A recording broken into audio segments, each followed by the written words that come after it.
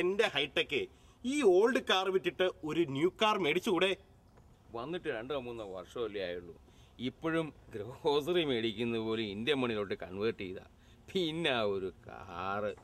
എന്നാലും പാവങ്ങൾ ഓട്ടണ മാതിരി ഒരു ചെറിയ ബെൻസെങ്കിലും വാങ്ങിക്കൂടെ? എന്നതാ ഒരു ഡിസ്കഷൻ? ആരെ പറ്റിയാ? അയ്യോ, ആരെയും പറ്റിയല്ല.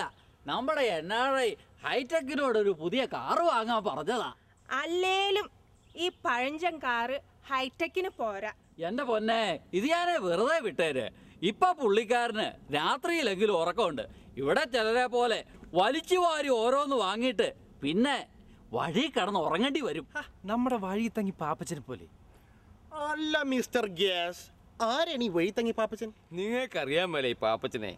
അയാൾ ഭാര്യയുടെ ഇഷ്ടത്തിനാണ് തുള്ളി നാട്ടുകാരും വീട്ടുകാരും മത്സരിച്ച് എടുത്താപ്പൊങ്ങാത്ത ഒരു കാറും വാങ്ങിച്ച് അതിനേക്കാൾ വലിയ വീടും വാങ്ങിച്ച് അവസാനം ഇപ്പോൾ മാസത്തവണകൾ അടയ്ക്കാൻ നിവൃത്തിയില്ലാതെ ദിവസം മുഴുവൻ ജോലിയാ. ഓ മൈ ഗോഡ്, ദിവസം മുഴുവൻ ജോലിയോ? ഒരു ദിവസം 3 ഷിഫ്റ്റ്, അതായത് 24 മണിക്കൂറും. ഓ, അപ്പൊ ഉറക്കമോ? ഫസ്റ്റ് ജോബ് കഴിഞ്ഞ് സെക്കൻഡ് ജോബിലേക്ക് പോകും വഴി ടാക്സിയിൽ കിടന്ന് ആദ്യത്തെ ഉറക്കം.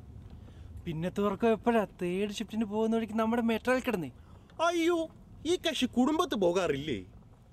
അന്തം വിട്ടുള്ള വീടുണ്ടെങ്കിലും പാപ്പച്ചന് വീട്ടിൽ കിടന്നുറങ്ങാനുള്ള ഭാഗ്യമില്ല.